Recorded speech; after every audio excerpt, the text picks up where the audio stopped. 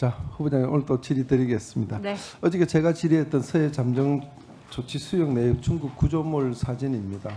화면 좀, 저 지금 설란 1호와 2호는 현재 그 잠정 수역에 있고요. 마지막에 있는 관리 시설 선위안 1호만 올 2월달에 철거된 겁니다. 아직까지도 중국이 서해를 내로 하고 있다는 그런 점검물입니다. 각별히 신경 써 주시기 바라고요. 자, 본질이 들어가겠습니다. 잠깐 후보자의 부동산에 대해서 조금 질문이 들어서 저도 죄송한데 화면을 좀 띄워주실까요? 저게 이제 후보자의 삼청동 주택가 사무실 알고 계시죠? 자, 네. 그 다음 화면 좀 보실까요?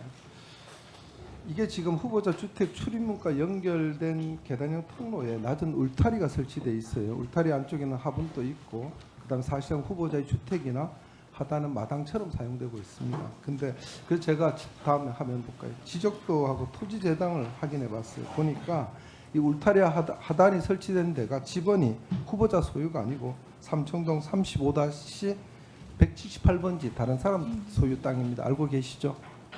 몰랐습니까? 네, 저 부분은 그냥 이전에 있던 집 구조들을 좀 그래서, 사용했던 자, 부분들이 있습니다. 알겠습니다. 그래서 이게 울타리가 언제 설치됐냐 제가 확인을 해봤어요. 다음 한번 보실까요?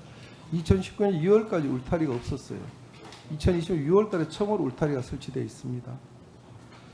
그리고 지금 현재 있는 울타리는 2020년 1월달에 설치됐는데 이게 아주 고정돼서 앵커하고 볼트로 박아가지고 완전히 고정시켜서 울타리를 만드는 겁니다. 그래서 사실상 이 사도를 내 땅의 마당처럼 사용하고 있는 거거든요. 근데 후보자께서 아시다시피 저 집은 2017년 6월달에 매입을 하셨고요. 후보자가 동생분하고 전입한 건 2022년 6월입니다. 네. 그 전에 누가 살았던지에 대해서는 제가 질문을 안 하겠습니다. 그래서 지금 후보자께서는 처음부터 있다르죠. 2019년 2월까지 분명히 울타리가 없었어요. 그 위에 설치된 겁니다. 그래서 제가 지금 질문을 드렸더니 후보자께서는 저 땅이 누구 땅, 내 땅이 아닌 건 알고 계셨습니까? 네, 저 부분이 그냥 공공의 영역인 건 있는데요. 그 이유를 제 땅이 아닌 잠깐 건 알고 설명드릴까요? 예, 제가 질문을 네, 많이 네. 드리겠습니다.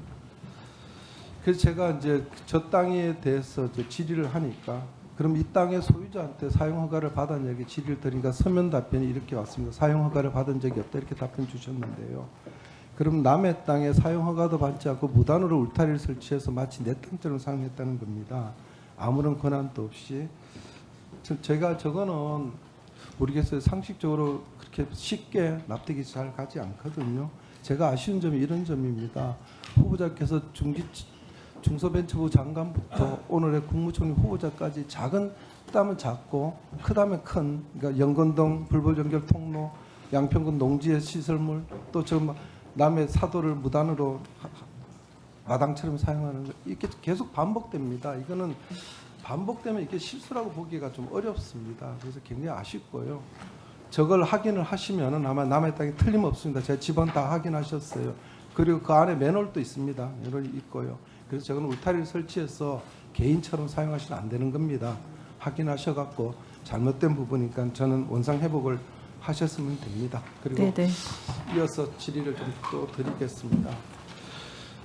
제가 이 문제는 좀 고민을 했어요. 왜냐면은 사실 저 문제가 예전에 이제 중기청 장관 후보자 됐을 때 그 이제 동생분들한테 이렇게 누나로서 언니로서 해준 부분에 있어서 여러 이제 질타가 있었지만 저는 가족 간의 거래고 또 있을 수 있다고 생각했어요. 사적 영역에 있다 공적 영역으로 오셨기 때문에 그럴 수 있다고 생각했는데 이 부분은 조금 달라요. 제가 질의를 해드리겠습니다. 이게 지금 보면은 지난번에 동생한테도 뭐 차용증 없이 빌려줬다가 나중에 문제가 생겼는데 이게 지금 동생분한테 이제 보증금 1,000만 원에 130만 원에 이제 월세를 부과했거든요. 이제 표면적으로 보면 별로 문제가 없어요. 아마 제가 저렇게 130을 책정한 것도 관련 전문가의 도움을 받았을 거라고 봅니다. 왜냐하면 부동산 가격을 이제 구입 가격을 시가로 봐서 동생분한테 임대한 면적을 기준시가로 환산하면 한 130만 원 언저리에 나옵니다. 사실 아마 그래서 세무사한테 받을 때 이 정도 하면은 정리세 부담이 없다고 아마 조언을 받으셨을 것 같아요. 근데 우리 세법에 이렇습니다. 만약에 저 정리세법을 산정할 때 인근의 유산 임대조건과 임대료를 확인하는 것이 맞고요. 그게 어려울 때만 부동산 가액을 기준으로 삼는데 삼청동에는 실제 임대 매물하고 기준 사례가 많이 있습니다. 그래서 얼마든지 할 수 있거든요. 그러면은 100번을 양보해서 여동생이니까 내가 시가보다 3분의 1을 줬다고 저는 그럴 수 있다고 봐요. 이게 후보자께서 네이버 대표 하시다가 그때 있으면은 제가 오늘 질의를 안 했을 겁니다. 근데 제가 부동산 계약, 임대차 계약서를 제시를 안 하겠지만 그 날짜는 며칠인지 정확하게 알고 계시죠? 네, 그렇습니다. 그때는 후보자가 공직자 신분일 때입니다. 그리고 이미 그 전에 이런 문제를 갖고 여러 번 지적을 받으셨어요. 제가 후보자한테 안타깝게 생각하는 부분이 그런 부분입니다. 이게 계속 반복되시면은 이게 내가 법상 아무 문제가 없다 이렇게만 얘기하시면은 그 국민들이 받아들이실 때 후보자께서 이제 인준을 받아 총리가 되셔서 행정각부를 총괄하시고 대통령을 보좌하시는 그런 자리에 막중한 자리에 가시는데 그게 국민들이 쉽게 납득하고 그러겠습니까? 작은 저희가 옛말에 이런 말이 있습니다. 잠비에 옷이 젖는다고. 후보자가 작은 실수를 계속 반복하시면은 그 실수가 실수로 국민들한테 받아들이지 않는다는 겁니다. 그래서 아까 제가 모두에 말씀드렸던 거 제가 구체적으로 지금 이 집에 대한 내부 사진 또 동생한테 사무실로 준 한옥 사진 제가 다 갖고 있어요. 제가 그걸 화면에 띄우면은 사실 감정이 굉장히 상할 겁니다. 이 청문회를 보고 계시는 국민들께서 저는 후보자를 면박 주기 위해서 청문회 하는 게 아닙니다. 그냥 잠깐 생각이 짧을 수 있다고 보기 때문에 그런 부분은 바로 잡아주시고 좀 당당하셨으면 좋겠어요.